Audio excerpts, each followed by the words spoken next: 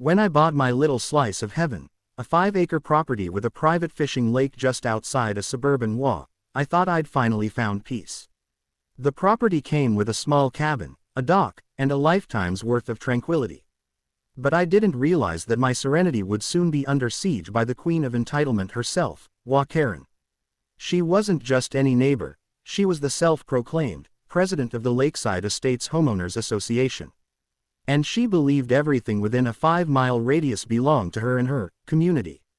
The first time I met her, she strutted right up my driveway as if she owned the place, clipboard in hand, sunglasses perched on her nose, and an expression that screamed, "I'm about to ruin your day." The first encounter. "Good morning," she chirped, not waiting for me to respond. "I'm Karen, president of the Lakeside Estates HOA.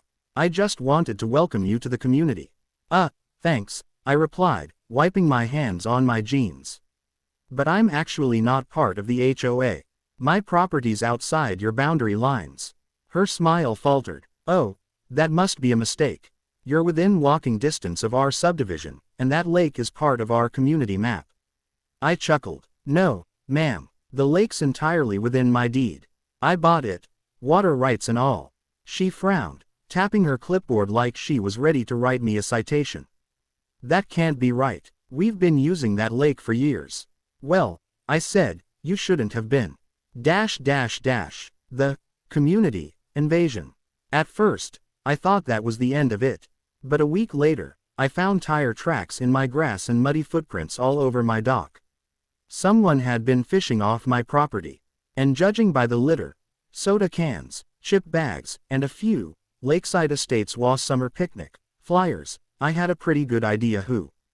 The next Saturday, I set up my camping chair near the dock to keep watch.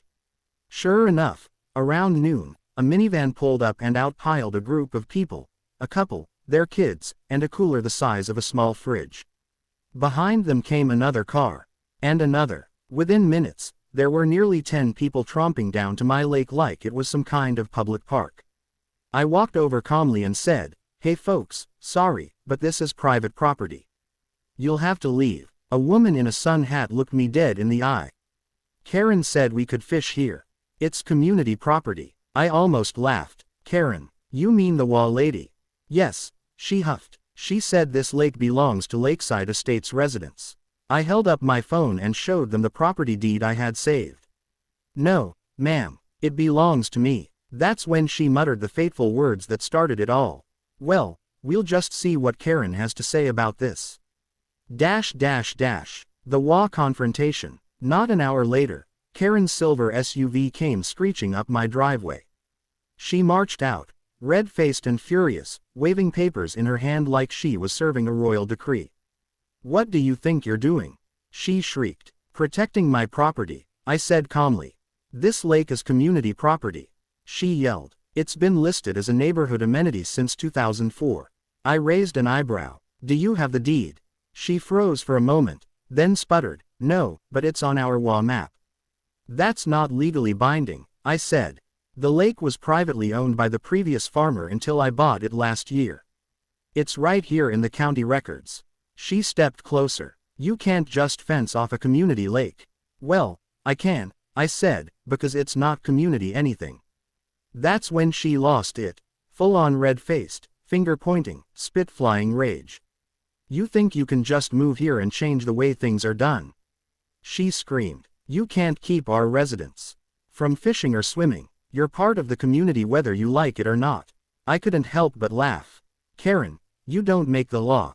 You make newsletters." The fence war. The next morning, I called a fencing company. Within a week, I had a tall, black, no-nonsense fence running along the property line. I installed private property, no trespassing, signs every 20 feet. I even put up security cameras to make sure no one got cute with it. For a while, it worked. But then Karen got creative. She started holding community events right up to the property line, barbecues, yoga sessions, and kids fishing lessons.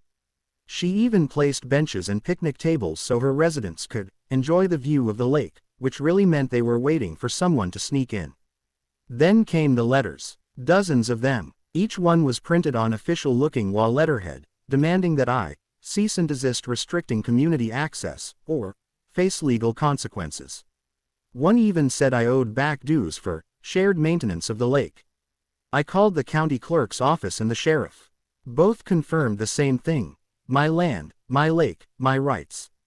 The sheriff even laughed when I showed him the letters. She really thinks she runs the county, he said. You're good. Just keep the signs up. The escalation. One Friday night, I heard splashing outside. I looked out my window and saw flashlights by the dock. I grabbed my phone, turned on my porch light, and called out, "You're trespassing. I'm calling the sheriff." The lights went out instantly, and I heard people running. By the time deputies arrived, they were gone, but the cameras caught everything. Two teenage boys from the HOA, and Karen herself in the background, pointing toward the lake like a drill sergeant. I handed the footage to the sheriff, who grinned and said, "I'll take care of this." The next day, he paid her a visit. She got a trespass warning and a $500 fine. I thought that would end it. Oh, I was so wrong.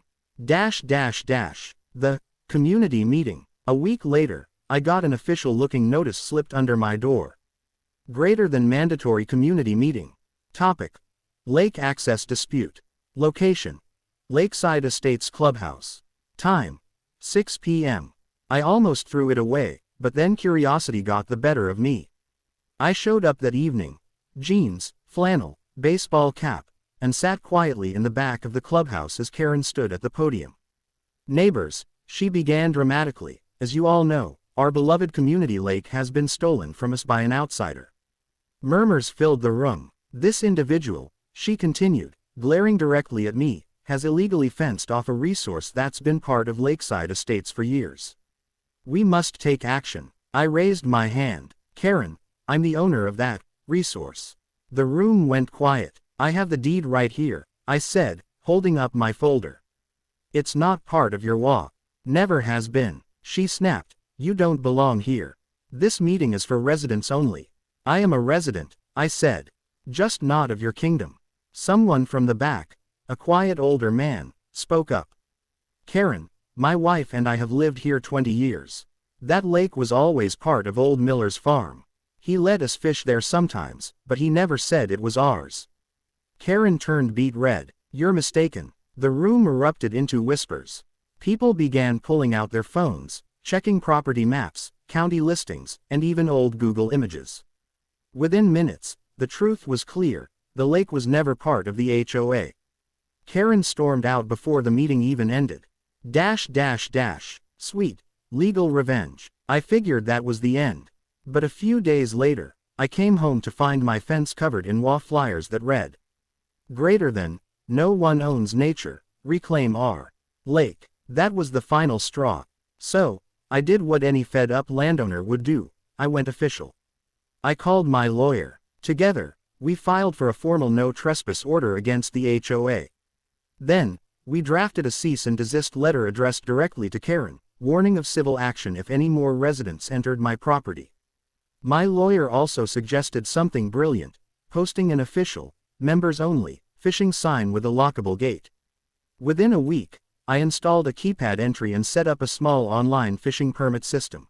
$20 per day, limited to approved guests only. I even invited local veterans and kids groups to fish for free. The next time Karen tried to bring guests to her lake, she found the gate locked. When she demanded access, I simply smiled and said, "Sorry, members only." "You can't do this," she screeched. "It's discrimination. It's property law," I replied. The HOAs fall from grace. Word spread fast. Residents started realizing how far Karen had gone. The lies, the fake letters, the dues she'd been trying to collect for lake maintenance. Turns out, she'd been padding HOA funds for years under beautification projects that didn't exist. At the next HOA election, she was voted out unanimously. The new president, the quiet older man from the meeting, came over one afternoon with a pie and an apology. On behalf of Lakeside Estates, he said, "I'm sorry for all the trouble Karen caused. We looked into it, and she was using HOA money for personal expenses. She's facing an audit." I accepted the pie, cherry, my favorite, and told him not to worry about it. Water under the bridge, I said. Or in this case, under the dock. Peace at last. Almost. Months passed peacefully. The fence stayed up. The lake sparkled again without all the trash and chaos. I hosted a couple of charity fishing events, and life felt good. But Karen, oh, she wasn't done. One sunny afternoon, I caught her standing outside the fence with her arms crossed, glaring at me as I cleaned my fishing gear. "Enjoy it while you can," she said. "You can't keep the public from nature forever." I smiled. "Actually, I can. That's why I bought it." She stomped away, muttering something about environmental rights and lawsuits, but I never saw any papers. Last I heard, she moved to another HOA, probably one that hadn't yet learned her reputation. Epilogue. The irony of it all. Funny thing is, after she left, some of the HOA residents started asking me if they could buy access passes for weekend fishing. I agreed, setting up a fair membership program that supported lake upkeep and environmental conservation.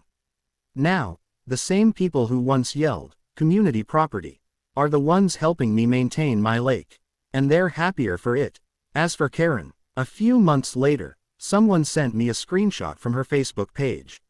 She was ranting in a local group about a new HOA president who doesn't respect property boundaries. I couldn't help but laugh. Some people never change. Moral of the story: when someone screams, "community property," check the deed. Because sometimes, community just means what Karen wants.